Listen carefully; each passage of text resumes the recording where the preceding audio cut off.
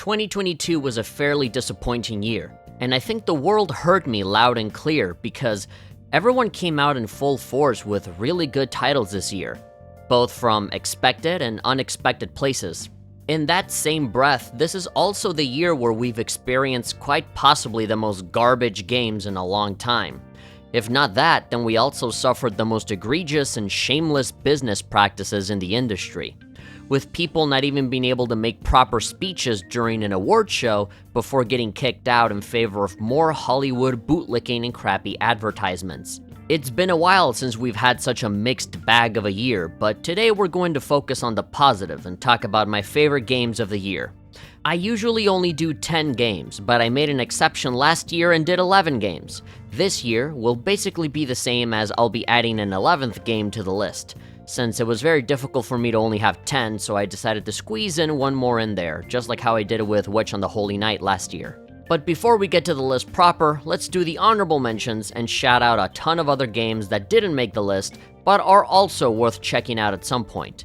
The games are the following: Cyberpunk 2077 Phantom Liberty, Hammerwatch 2, Sea of Stars, Mortal Kombat 1, Blasphemous 2, Dead Hook, Stride Fates, Fitness Boxing Fist of the North Star, Roses and Camellias Luxurious Edition, Suika Game, Persona 5 Tactica, Viewfinder, Final Fantasy XVI, Bomb Rush Cyberpunk, Star Wars Jedi Survivor, Turbo Overkill, Dave the Diver, Street Fighter 6, Cruelty Squad, Cry Machina, Resident Evil 4 Remake, especially with that new VR mode that came out recently that's really cool, WarioWare Move It, the Dungeon Traveler 2 re-release for PC, and also Dungeon Traveler 2 2, which never came out in English until now, and it's also really good. Pizza Tower, Super Mario RPG Remake, Warhammer 40k Bolt Gun,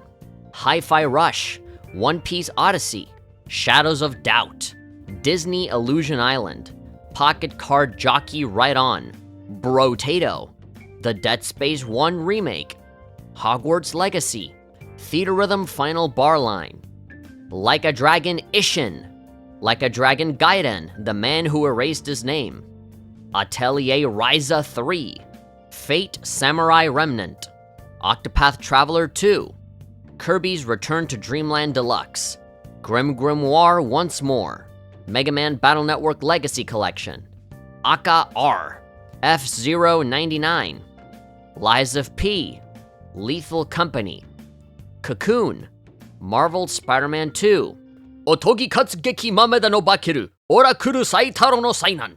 For anybody that doesn't know what that game is basically a 3D platformer for Nintendo Switch. It's actually really fun. I highly recommend it if you have a Japanese account. Pikmin 4, Risk of Rain Returns, System Shock Remake, Tesla Grad 2, World of Horror, Ease 10, Starfield. Yeah, I know everyone hates this game, but I had fun with it, okay? Just let me have it. The Legend of Nayuta, Boundless Trails, The Legend of Heroes, Trails into Reverie, and finally, The Legend of Zelda, Tears of the Kingdom. And there you have it, a bunch of games that I thought were worth looking at. And now let's move on to the actual list of games of the year. Just to remind you, I count everything for the list. I don't care if it's a remake, a remaster, a port of an older game, an early access title, a collection of older games, or even a Japanese game that hasn't come out in English yet. If it's a video game that made an appearance in any way in the year 2023, it counts for me. So just keep that in mind when looking at my list. Another thing to keep in mind is that all of my selections are based on how much I personally enjoy something. It has nothing to do with how popular it is, or if it got good scores, or if the budget is big enough, or anything like that. This is my own personal and very subjective list. I can guarantee you that you're gonna look at this list and be like, wait, so you put this game on the list, but not this other one? What an idiot! And I know that some of you will feel that way, because there's games like Tears of the Kingdom, Resident Evil 4, and Starfield that I placed on honorable mentions instead of having them in the final list, or leaving them out completely because you didn't think they were good enough to be included in the first place. The only thing I'm going to say about that is that if all you want out of this video is to get some positive reinforcement about your own choices, as opposed to appreciating my choices, then this is not the video for you. You can either stop watching now, or you can go ahead and make your own list and discover how many people will complain about your selections when you make it public for everyone to see. And last but not least, I want to say that the order that I placed all games is completely irrelevant. Just because one game is a number 3 doesn't mean it's objectively better than number 7 or something like that. I purposefully went out of my way to mix around the order of these games to get this point across. Every game I'm going to mention is awesome, and that's all you need to know. Anyway, with that firmly established, let's get to the list of my games of the year. We're gonna kick it off with number 11, and that's Ghost Trick. Ghost Trick is one of the best games on the Nintendo DS that nobody really cared about, and then it became one of the best mobile phone games that no one cared about. And now in 2023, it's one of the best Switch games that no one cares about. And that's a real shame, because Ghost Trick is a perfect video game. Yes, I said it. I said that it's perfect. And if you do anything to make me mad, I'll be tempted to say the word objectively as well. All joking aside though, Ghost Trick really is a phenomenal video game. And I just wanted to say my piece on it, regardless of the fact that it's a pretty old game from the Nintendo DS era that has not changed at all in this new release. Despite that, the game holds up surprisingly well, and adapting a once touchscreen exclusive game onto gamepad controls is also implemented well. If you are one of those Phoenix Wright Ace Attorney fans that ended up playing Ghost Trick as well, then you already know what I'm about to gush about with this game. The story is wonderful, with an interesting setup and characters that motivate you to keep pushing forward to see what happens next. All of the mysteries behind the story and the characters that present them to you are so deliciously goofy and charming in the same way that the Ace Attorney games are, that involve impeccable levels of writing. Only these guys are able to make a game revolving around saving people from getting murdered and still make it consistently funny. To talk about any part of the story would mean to spoil a lot of what makes this game so great, so I won't speak on it much, but basically, you're a ghost that can possess inanimate objects and use them to solve puzzles and manipulate situations. It creates this Rube Goldberg machine of gameplay where changing one tiny thing will create somewhat of a chain reaction of events that can save someone's life in the process. And of course, it advances the story and you can uncover further mysteries. Think of it as the opposite of a Final Destination movie where you're keeping people alive instead of killing them. It's an extremely simple gameplay idea that's iterated upon well, and it never gets boring. The puzzles themselves are also fairly challenging, but not enough to be impossible, so I never found myself getting stuck for too long or getting frustrated. And if I did get stuck, is mainly because I forgot one very important mechanic that was explained to me, or I just wasn't paying attention. And don't even get me started on the soundtrack, which is incredible. Damn near every single song is a banger that will stay in your head after you're done playing. The remastered graphics also still look very good despite the game being originally from the DS. It just goes to show that having a good art style will always trump chasing after realism. Hilariously, you can see the logo for the RE engine when booting up the game, so shoutouts to the RE engine for helping out on Ghost Trick, I guess. I could go on all day about Ghost Trick, and even though it's been out for such a long time, revisiting the game on Switch felt like a new experience, especially with some of the new additions like challenges, unlockable illustrations, unlockable music tracks that you can listen to, and all of the typical flourishes of a good game re-release. The whole package is just so fantastic, and it pains me to see that no one really talks about Ghost Trick. So if you're in any way curious about this title, then go check it out. It's 100% worth the money. It's one of those unforgettable games that will still be good and timeless decades later. And now moving on to number 10, which is Dragon Quest Monsters 3: The Dark Prince. For anyone that doesn't know, I'm a huge Dragon Quest fan. I played every game, even the ones that never came out in America, all thanks to fan-made translations. The Monster series in particular I think is very good, but most people just know the original Game Boy games and those 2 Nintendo DS games that came out a long time ago. What people might not know is that the series kept going beyond that, and there were even remakes of the original Game Boy games, and all of them were awesome. Sadly, none of those great titles ever got translated into English in an official capacity. Most of us had to rely on fans to translate them and then mod them into a Japanese copy. I'm saying all of this because I never had any hope of a new Dragon Quest Monsters game coming out in the West. I was shocked when I saw a Nintendo Direct announcing a direct follow-up to the original Game Boy games with Dragon Quest Monsters 3. In America, there is no number at the end. It's just called Dragon Quest Monsters: The Dark Prince. I usually hate these kinds of changes, but considering how long it's been since the last official Monsters game in North America, I thought it made sense for this game to be presented as somewhat of a fresh new start, as opposed to the third installment of a series, which might confuse people or intimidate them from buying it. Anyway, with all that context aside, I want to highly recommend Dragon Quest Monsters 3, because it's about as awesome as I was expecting it to be. If you're a fan of this series, then you'll know what you're going to get, but for new people, I can assure you that this is more than just a Pokemon clone. The connection to Dragon Quest IV is also an ingenious idea by having you play as one of the main villains of that game, who has been cursed to not be able to damage monsters, so he has no choice but to befriend them and train them up to have them fight for him. This setup also leads into appearances from other Dragon Quest IV characters and musical tracks from that original game, which is a nice touch of fan service for those that played those original titles. Gameplay-wise, it introduces some interesting things like the changing of the seasons that manipulate the environment, like not being able to cross a lake until winter comes, to which then you can cross when the water freezes, stuff like that. These changes in the environment also influence the monsters that appear in the world, of which there are more than 500 of, by the way. Whether it's through recruiting them in battle or synthesizing them, there's a lot of different creatures with very fun designs that you can play around with. The only criticism I can give is that at the time of this recording, this game is a Nintendo Switch exclusive, which means that it runs like crap. The frame rates, the resolution, and responsiveness makes this game feel like it's an old GameCube game instead of a new 2023 title. And hell, I'm pretty sure I've played a lot of other GameCube games that run and look way better than this. For a game that's supposed to be part of one of the most beloved franchises in Japan of all time, this game feels strangely low budget. The cartoony art style makes the game look fine enough, but I think it could look even better if it was ported to a platform that could run it better. Literally, the only thing that runs at 60 frames per second in this game is the loading screen that has nothing on it. I would highly prefer it if this game got ported to either Xbox or PlayStation or PC in the future. That way I can see this game achieve its true potential in terms of visuals and optimization, and be able to more confidently recommend it to more people. Oh, and the English dub kinda sucks and it annoys the hell out of me, so you can just switch it to Japanese voices and you'll be fine. My standards have never really been that high when it comes to graphical fidelity. I mean, I'm still the kind of guy that plays on a 720p window on his computer at 30 frames per second. That kind of stuff has never really bothered me.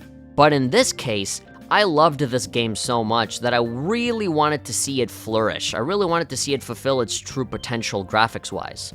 It would only do nothing but make the game better in my opinion, so I really do hope the game gets ported somewhere else in the future, or at least get some updates so that it runs a little better on Switch. If you're a Pokemon fan, then it's very likely that you're perfectly okay with both buying and defending mediocre products that run horribly on aging hardware, so clearly playing Dragon Quest Monsters 3 on Switch is not going to bother you at all. So go ahead and give it a shot if you can. You might be surprised, and you'll end up becoming a fan of this series as well. And now we're moving on with number 9, which is Picayune Dreams. This is one of those games that came out of nowhere for me, and I wasn't even sure if I was going to like it at first. As you can see, it's another one in a giant pile of Vampire Survivors clones that I am already so sick of seeing everywhere. But I think this is one of the good ones because of how genuinely different it is from the rest. A long time ago, I played the demo for this, and I loved the atmosphere. The music was on point, and the little clues at a story are interesting to me. And of course, the enemy designs are pretty wild. Everything has this creepy Windows 98 low poly style look to it that I really couldn't get enough of it. It's a game that is so unapologetically creepy and avant-garde in a way that benefits it, and it makes it much more special than the rest. It legitimately comes across as cool and different, as opposed to pretentious and purposefully artsy just for the sake of being artsy. I think it works really well here. And mind you, I developed this opinion from just playing the demo. But when it seemingly released in full out of nowhere, I decided to immediately buy the game and delve deeper into the full release, especially at its affordable price of $5. And after dumping a bunch of hours into it and beating the game once, I can more confidently say that this is a game worth playing, even if it is a derivative of Vampire Survivors. I just love everything about it, especially in the little details, like how the description of every upgrade is actually written in code and you have to figure out what all of it means. Being able to decide what kind of levels you want to play and facing off against these creepy space monstrosities is so much fun, and then advancing the story with these completely unexpected segments that go into full-on Yume Nikki territory with how scary and cryptic they can be. I might show a little clip of that on the video right here, but honestly, I'd rather not spoil any of them. My experience was definitely enhanced on account of the fact that I had no idea I was going to see these little segments, and the impression that it made on me just made me want to play the game even more. If I have any criticisms, it is that I feel it takes a long time to level up and give yourself new upgrades. You'll find yourself doing the same runs over and over again with barely any changes to the weapons you can use or the benefits you can take with you, because the milestones you need to unlock new stuff is relatively high, like having to upgrade all of your weapons 8 times just to unlock something new. And sometimes the levels can be so hard that you might be on like level 7 and then you die and you have to start all over again, and I can see that being a little frustrating. And the level cap is relatively low, topping off at only 25, which means that you have 25 points to use on upgrades, but there are way more upgrades than just 25. So it's pretty much impossible for you to be fully maxed out and have everything upgraded, so it's more of a matter of removing some points and then laying them out in other areas, depending on what kind of run you want to have. So yeah, some people might get bored of the game and feel like things are getting repetitive with no progress being made. That might turn people off, but I think it's a good idea to stick with it and try to reach all the milestones one step at a time. Because like most Vampire Survivors clones, you'll eventually reach the point where you'll be upgraded and much more powerful, and you'll be a force to be reckoned with, and you'll be able to survive for much longer and discover new things, and then have modifiers that make the game even more difficult. You know how it goes. And considering this is a more creepy story-based kind of game, then the payoff might be better than most other games that just give you a new weapon to play with and that's it. Anyway, this is a relatively new and smaller game, but it captured my heart pretty quickly, and now I can't stop playing it. If you didn't know this game existed, now you do, so go play it and support the developers. It's only $5 after all. Moving on to our number 8 game of the year, and that is Star Ocean: The Second Story R. I don't know a lot about Star Ocean, but it's always been in the corner of my vision in terms of good RPGs to get into. It's really ironic, I've barely played any of the games in the series, but I'm pretty sure I own every single one of them. I don't know why. I always knew that the series existed, and I always had the intentions of getting into it and playing them, but I never really took the time to really delve deep. My first Star Ocean journey did not begin in earnest until I started playing The Divine Force last year. That's the latest and greatest one that came out on PlayStation 4 and PlayStation 5, I think.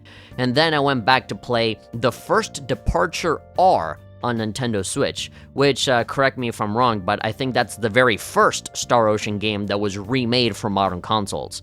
And I really like that one too. And funnily enough, I think I picked the perfect time to start playing that, because right after that, we got the announcement of the second game getting an HD 2D remake. And if the fan base is anything to go by, then this is a great thing, because according to them, Star Ocean 2 is one of the greatest JRPGs ever made, period. It's kind of like Ghost Trick, in that it's one of those amazing games that no one ever really talks about. And after playing through it myself, I think they're right, and so I'm glad that I was able to experience this great game for the first time in the form that I did. The first thing to point out is obviously the graphics. I mean, it looks absolutely stunning. It does the typical HD 2D style of keeping the characters and enemies as 2D sprites, while the rest of the environment is rendered in 3D with lots of bloom and pretty particle effects. Some people might say that this style has been done already and is starting to get a little tiring. People are getting a bit of fatigue from it, but personally, I have yet to get tired of it. I love it when games get this kind of glow up, alongside the great music and the added voice acting. Multiple voices actually, because the game gives you this option to go for different voices from different versions of Star Ocean 2. And that even includes the art style. You can just press a button and change the character portraits from the really old ones to the really modern new ones. And I really like that. That is a fantastic option that more remakes should offer, in my opinion. It kind of reminds me of the Halo Master Chief Collection, where you can just press a button and immediately switch from the older graphics to the newer graphics. The gameplay is really fun too, mainly thanks to the combat. Most of the time you walk around the world, you visit towns, and talk to NPCs to continue the story. It's the typical JRPG formula. But the real fun comes in when you get into a fight. The combat is free-flowing, with a bunch of abilities and combo attacks that you can use. Early on, it'll be more than enough to just whack an enemy with your sword until it falls over, and that'll be that. But later on, you will definitely need to think a bit more deeply about what party members you can use and how they all synergize with each other, how many points you want to allocate to certain talents. Sometimes when a game gets harder, it can feel like a pain in the butt, and it can stand tall like a big wall that stops you from having fun, right? But here, the challenge just encouraged me to do things differently and try out newer abilities because there's just so many options on display. I was always glad to do that because visually the attacks were also pretty enjoyable to look at, even though I completely lost track sometimes of what was happening because all of these super big attacks created all of these explosions and special effects that were covering the entire screen like it's a fighting game or something. But overall, Star Ocean, the second story R, is pure JRPG goodness. It was long overdue for me to delve deep into the Star Ocean universe, and I'm glad that one of my first experiences was a game like this one. I highly recommend it. And now here's game number 7, Super Mario Bros. Wonder. When I saw this game announced, I wasn't expecting a whole lot out of it, to be honest. I figured it would be like one of those new Super Mario Bros. Games where you do the typical 2D Mario stuff with all of the worlds you already know and all of the enemies you know and call it a day, right? Grass world, lava world, ice world, Goombas, Koopas, and that's pretty much it. I didn't think that Mario turning into an elephant would be enough to get me to play this, but when I actually started playing it, listening to it, and taking in the mind-blowing levels of creativity this game has, then there's no doubt in my mind that Super Mario Bros. Wonder is on the same level as the greatest Mario games ever made, like Super Mario World and Super Mario Bros. 3. I don't even know where to begin to talk about what makes this game so great. I guess I could start with the Wonder Flowers, which do a wonderful job at somewhat remixing the levels into something totally different. They wouldn't be that big of a deal if they did maybe 2 or 3 things and they just kept repeating it throughout the whole game and that's it, but no, not at all. Every single level does something completely different. There's probably a tiny handful of levels that possibly repeat maybe 1 or 2 gimmicks, but that's usually for special challenges and stuff outside of the regular levels. Other than that, every Wonder Flower is completely original, which I found super impressive. One of my biggest pet peeves with Mario as of late was the sheer lack of creativity on display. For the longest time, we got these games that only had the basic lineup of Toads, Goombas, Koopas, maybe a Shy Guy here and there, and that's about it. It seemed to me that Nintendo was too worried about keeping everything on brand that it stifled the series' sense of creativity. But with Mario Wonder, they completely turned it around with nothing but creativity. There's a ton of different worlds that we've never seen before, accompanied by many new and creative enemies that change the way you platform through levels. Some of them make things more challenging, while others are simply a cute addition that are a joy to see in motion. Speaking of joys in motion, the actual animation for all the Mario characters is amazing. This is easily the most expressive and animated Mario we've seen yet. It rivals other games like Zelda Wind Waker. You can tell that there was extra care in adding a lot more detail into Mario's movements and making even the tiniest gesture into a lot of fun to watch, like you're watching a Mario cartoon or something. The entire vibe the game has with how musical everything is also very satisfying to take in. Most sound effects were created with real instruments as opposed to recycling the old 8-bit or 16-bit sound effects. Simply existing within the world of this game is so pleasant and nice and goes beyond just being a good platformer. Most of us know how Mario games go, but I don't think any of us were ready for all the surprises that this particular title had in store. If you're like me and you weren't expecting much from this game, then let me tell you right now that you're in for a ride. You definitely need to play Super Mario Bros. Wonder, because it's up there with one of the greatest installments in the franchise. And now we have game number 6, which is Armored Core 6, Fires of Rubicon. From Software has always been more than just Dark Souls, and Armored Core 6 is a firm reminder of that. In the same way that a musical artist has much more to give than just their hit single, From Software took all of the clout they gained from the Souls series to get people to finally play and appreciate Armored Core for once. I think they succeeded wonderfully, and they didn't really have to do much beyond what they were already doing back in the PS2 days. In fact, the entire vibe of AC6 comes across as a remake of an old PS2 game that never came out. Of course, I mean that in a good way, because in my opinion, Armored Core has always been good, but strangely underappreciated. Most people know FromSoft as the Dark Souls people, but they've been making Armored Core games since forever, since like the PlayStation 1 days. But now with all the reputation they've built up from the Souls series, bringing Armored Core back was a great idea, because people actually care now, even if it's for the wrong reasons, where people just assume that the game is going to be Dark Souls with robots. And it does have some similarities in that the game's difficulty is really high, and there's various builds you can have to take on different situations, but that's pretty much it. Everything else is very true to how the series has always been. Like always, you can build your own robot and spend a ton of time refining your mech so that it's perfect for that one boss battle that keeps kicking your ass, only to go back into the garage and refine it again because the next boss after that requires a totally different approach. It's a game about preparation and the satisfaction that comes from that, kinda like when Tony Stark is making the plans for a new Iron Man suit and then seeing that new suit in action. And when you're in the middle of that action, it's mind-blowing. The graphics look amazing with epic music blaring in your ears while you're flying around trying to stay alive like a super intense scene from an anime or something. There's even some boss battles that remind me of Shadow of the Colossus with how giant some robots are, but still manage to take him down somehow. And just like the rest of the games on this list, it's a full, complete, and relatively bug-free product that doesn't try to screw you over with season passes or unfulfilled promises. Armored Core 6 is an exemplary title that acts as a testament to how much progress From Software has made ever since making those Souls games that gave them the fame that they have now. It just shows that they're not just a one-trick pony, they are capable of making other great things that aren't just Dark Souls over and over.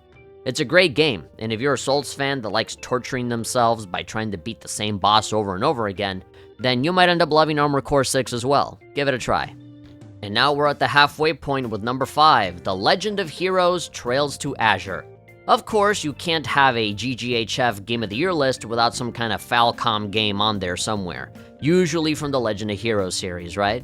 This year is no different, especially when this is the year where we got 3 games from the franchise, and I had to choose one of them to be on my list. Well, I didn't have to, I self-imposed that rule on myself, because if I included all 3, I would not be able to give all of these other games their chance to shine.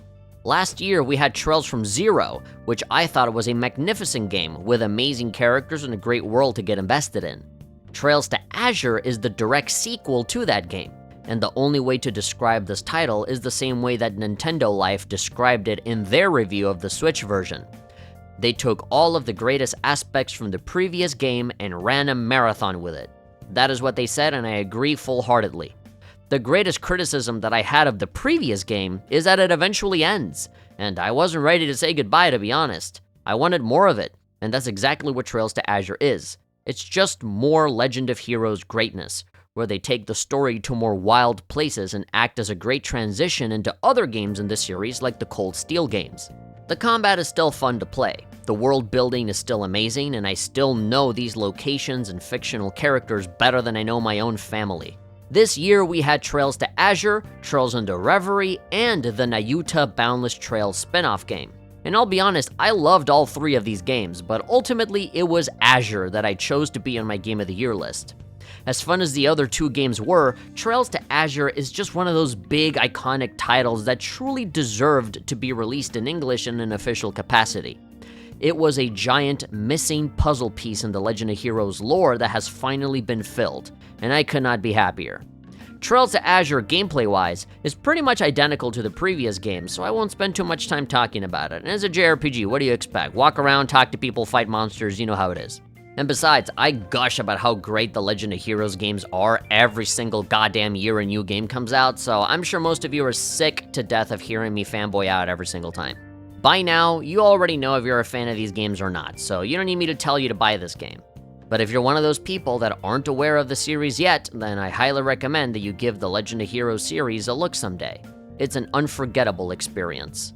And now we have Game of the Year number 4, which is Baldur's Gate 3. I think most of you saw this one coming. I cannot stress enough how incredibly important this game is for our industry. So many people came out of this game calling out the larger industry and demanding more out of them, saying that games of this level of quality should be the standard as opposed to more recent products that are full of bugs, suspicious business practices, and underwhelming execution.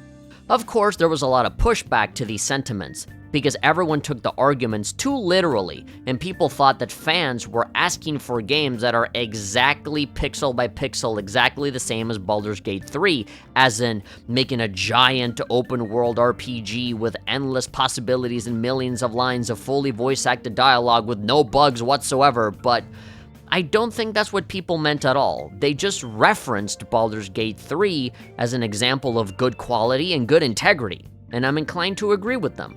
Baldur's Gate 3 is absolutely incredible, and everyone else in the industry should follow their example. And again, not literally making an RPG of that scale, but I mean making something that's very high quality, that doesn't have bugs, and that it doesn't try to nickel and dime you for every single little tiny thing after paying full price for the full product. I think that's what people mean when people say that Baldur's Gate 3 should be the standard. I was a fan of Divinity Original Sin 2 back in the day, and knowing that this game was going to essentially be that, but bigger and better, then I decided to jump on this bandwagon and see what happens. Many hours later, I'm still digging through it, and I don't regret a single second of my time playing this. I paid the full $60 for this game, and honestly, I feel like I got my money's worth after half the time that I spent it playing by now. Larian Studios truly hit it out of the park with this one, because it's astounding the amount of effort and love that was placed into every single little part of this experience. The story setup is fairly simple actually, with a creepy Cthulhu monster shoving a dangerous brainworm inside your head.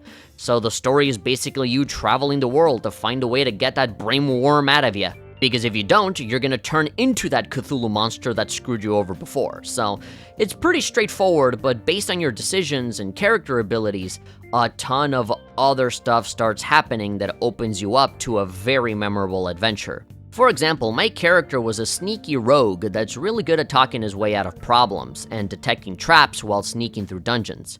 With these abilities alongside my party members' talents, you can look at one situation and have like 20 million different ways to solve it. I mean, I'm serious. One really great example is a door early on that I couldn't get to open. One possibility is to just explore and find a key, right? Typical stuff. Another one was to just solve a puzzle nearby that would then open the door. Another thing you could do is to just pick the lock and get it open. But another thing you could do is also realize that the door is made out of wood, so you could just use some fire magic to set it on fire and get rid of it. Or you could also get one of your big buff party members to simply punch the door a bunch of times until you knock it down. Another possibility is that if you were there with other people in the dungeon before you, you could try talking to them and convince them to open the door for you, or perhaps use some sort of magic spell to manipulate them to do it. I could go on and on and on and on, and this is only for one simple scenario for just opening a goddamn door for a room that probably doesn't have anything valuable in it anyway. And that's the beauty of Baldur's Gate 3, because anything is possible, damn near everything. And that's not even getting into the combat, which is so full of stuff to experiment with that it might overwhelm some people. There will always be some surprising way to get through a fight that goes beyond just smashing the attack button until the monsters fall over. Every fight demands that you put some thought into it, and it's always so satisfying to make it out alive because of some movie-style twist that comes up in the middle of it all naturally that either saves you or screws you over. I don't know, man, I could keep talking about this game forever, but I think I've made my point clear.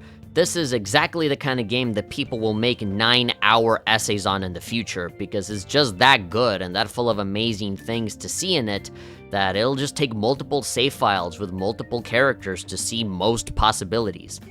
And the fact that this game has no DLC, no microtransactions, no digital deluxe super mega edition that locks content out, no season pass or battle pass or anything like that, no game-breaking bugs to speak of. I mean, all of that just speaks miles to how much they actually cared. Hell, even if you buy the game on Steam, it still doesn't come with any DRM. You can just go into the game files and launch the game from there without having to use Steam at all. And on top of that, the game still came out with more content post-launch, with a massive epilogue scenario for all of the characters after you're done playing. It's simply mind-blowing how much this game keeps on giving, and I don't feel like I've even scratched the surface of what's possible. Larian Studios absolutely deserves every single Game of the Year award that they will inevitably get, because this is not only high quality, but it's also sincere, it's dignified, it's confident, it's respectful of its audience, and it is exemplary of how most game companies should perform and how they should be treating their customers. The amount of goodwill and positive reputation that Larian Studios have garnered from this really must be earth-shattering.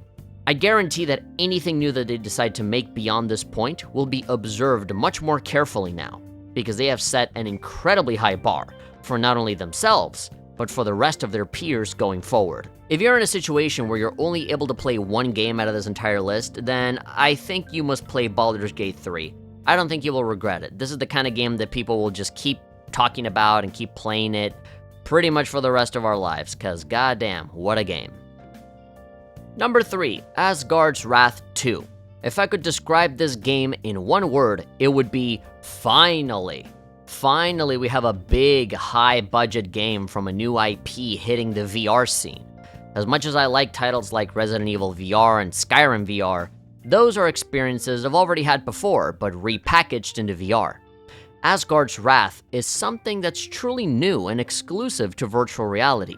The first game was really good and got praised by pretty much everybody as an exemplary VR title. But that was on PC. This sequel is a MetaQuest exclusive, which got people a little concerned over the graphics and how well it would run. And although it has a couple of hitches here and there, I don't think there's anything to worry about. After dumping a ton of hours into it, I can safely say that both Asgard's Wrath 1 and 2 was one of those killer apps that the VR space sorely needed. It's very clear that the developers learned a lot from their previous game, because you can find improvements and streamlining all over the place. It has a fantastic opening that recaps the first game's story if you didn't play Asgard's Wrath 1, and then it puts you in the middle of the action relatively fast. After spending a little bit of time in what I can only describe as Portal-style puzzle rooms, you'll learn how to move around, fight enemies, and solve puzzles by playing as a god character that can take over the body of multiple other characters to get things done. After that, the world opens up for you, and the game basically turns into Egyptian Skyrim from that point forward. You have an objective and a story to follow, but you can technically go wherever you want and do whatever you want, explore the world. You have some RPG elements like leveling up and gaining points for your skill tree that gives you benefits in combat and other areas. This is not a short game either. You can spend dozens and dozens of hours in this world, which is better than most VR games that feel like an hour-long proof of concept.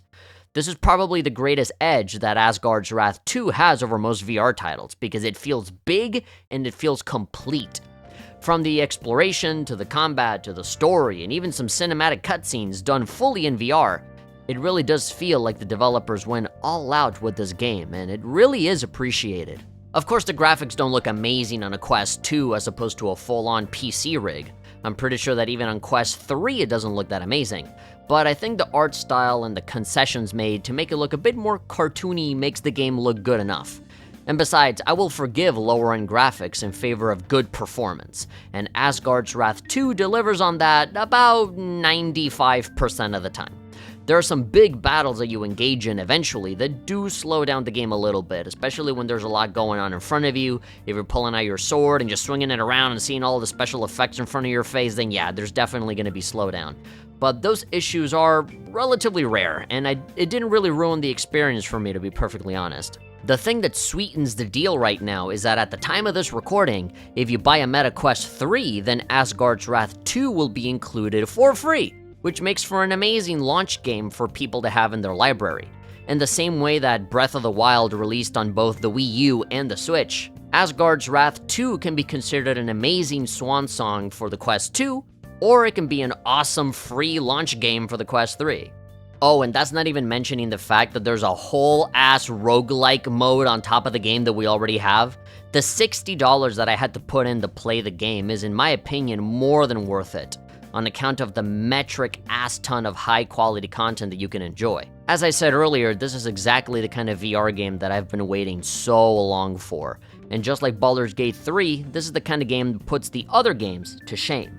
It does nothing but set a good example of what a VR game is capable of. Not everything has to be ports of flat-screen games like Skyrim or Resident Evil, and not everything has to be a small little proof of concept that's too afraid to go all out.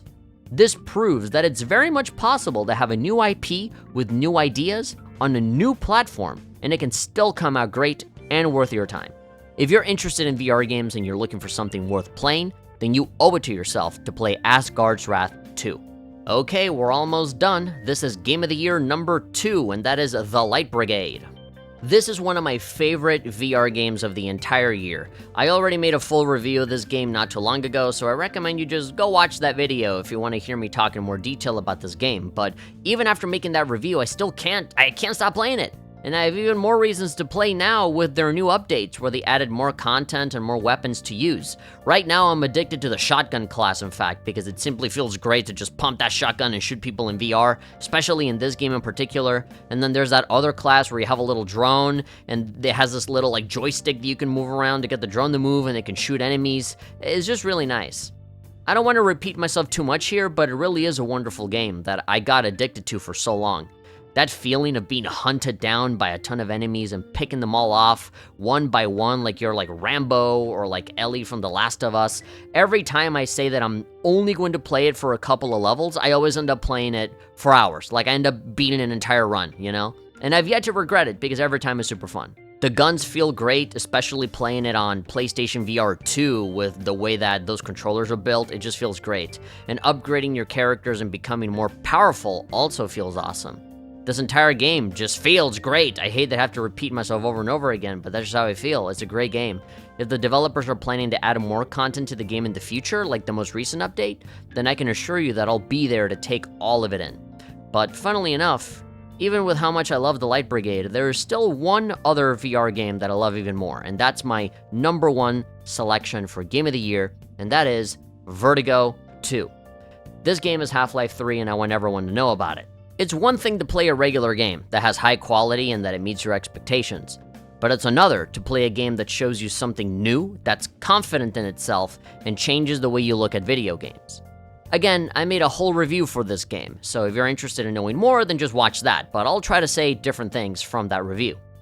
Actually, that's quite an easy task to fulfill, considering how ever since I posted my review, the game has gotten a significant update that adds custom levels and different playable characters, each with their own mechanics, giving me more reasons to play through the whole damn thing again. Even more so, knowing that it will eventually get a PSVR 2 release. That's great, because I want more people to play this wonderful game that pushes the boundaries of what you can do with VR games. Even now, I still feel like VR games are too shy or afraid to make bigger, more well-rounded experiences. Vertigo 2 just does what it wants to do without worrying too much about what other people will think. You can jump, get thrown around into the air, get into vehicles, and get shot at in a ton of other crazy sci-fi situations that makes this game super memorable.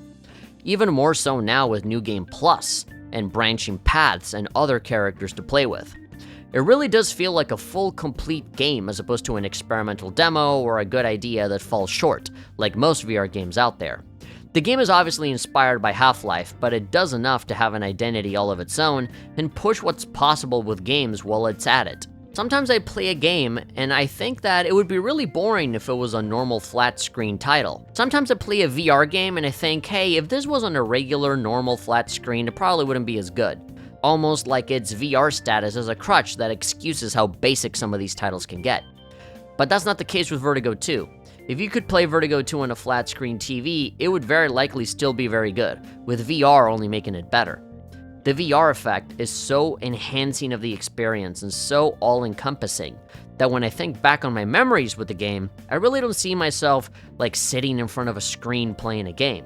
I think back on it like something that I actually lived through for real, which sounds kind of overly dramatic, I know, but that's just how memorable the entire ride was for me, arguably even more memorable than Asgard's Wrath 2. I'm serious, if you're looking for a legitimately great VR game that's high quality, it's complete, and has a lot to offer that puts all of the other VR games to shame, except for maybe Asgard's Wrath 2, then go ahead and play Vertigo 2. It's easily one of the greatest games to come out this year. And there you have it, those are all of my games of the year, with 3 of them being VR exclusive, which I was surprised by. I know that by the time I upload this video, there's going to be a couple of games that I missed that I wanted to mention. I know that Assassin's Creed Nexus VR game is apparently very good. I haven't played it at all, but yeah, that might be one of those that probably would have made it onto honorable mentions, but I just didn't have the time to get into it. Which, by the way, yeah, that's one thing. It does seem that VR games are getting more and more powerful every year, which is exciting. But a ton of regular games were also incredible too, with some terrible games sprinkled in between, but that's okay. Every year has bad games, but every year is also outnumbered by really good ones. I'm pretty confident in saying that 2023 is most likely going to go down in the same way that 2007 did, and that people will remember this as one of the best years in gaming due to the sheer amount of high-quality games we got this year from pretty much every facet of the industry. But of course, there's always room for improvement, so I'm interested in seeing how the industry grows moving forward. Thank you so much, everybody, for listening to me talk for way too long. Before I go, I might as well give you guys a channel update and let you know what's been going on with me. As you can see, I don't really upload videos on my channel very often anymore. That's because I consider myself a semi-retired YouTuber. I say semi-retired and not fully retired because there are days where I do get the itch to record a video or do a live stream from time to time, so I just say that so that the possibility of new content coming out is always open. To be perfectly honest, I'm not interested in becoming a YouTuber anymore. Every time I think about coming back, I feel tired, frustrated, disillusioned, and in some cases, downright disgusted with how YouTube and the internet in general has devolved over the years. There's so much more conflict, drama, scams, people calling each other out constantly, and just generally really unpleasant people ruining the space that I'm not interested in being a part of that anymore. I also don't want to assimilate with everyone else by talking about topical issues.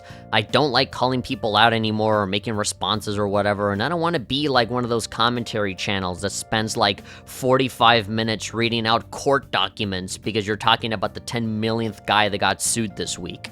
Even stuff that isn't topical doesn't do it for me anymore, because YouTube's algorithm and the inconsistent enforcement of the rules has done nothing but further dilute people's content into something insipid and spineless that's pointless for me to spend time watching.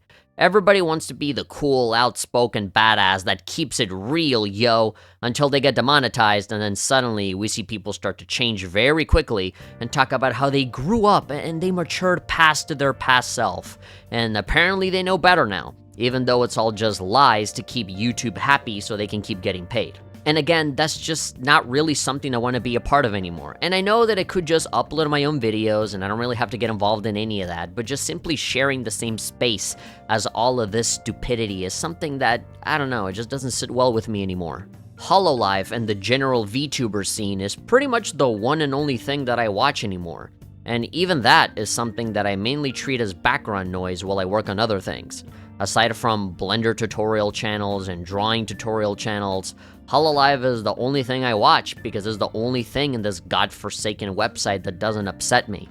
Oh, and I guess a couple of ASMR channels as well in case I have trouble sleeping and I want to fall asleep faster, then that usually helps too, but that's also like a VTuber kind of thing, so, you know, same thing. So because of all that, I generally just keep to my own devices on my website, where I plan to feature most of my content in the future, which includes videos, written articles, live streams, and maybe even a podcast or two in the future. I don't intend to make a career out of it, and, you know, if I really wanted to, I would just put everything out on YouTube as opposed to keeping things relatively private on my own site. Honestly, I'm just doing it all for fun at this point. I just want to be in my own little special place where I can just express myself far away from all of the YouTube craziness. So, if you guys are still looking forward to anything that I do in the future, then hey, just go to goodgamehavefun.com and chances are I will upload most of my stuff there first, and then it'll probably drip feed at some point onto YouTube as well. Speaking of which, in my time away from YouTube, I have found a great deal of happiness and peace of mind, finally.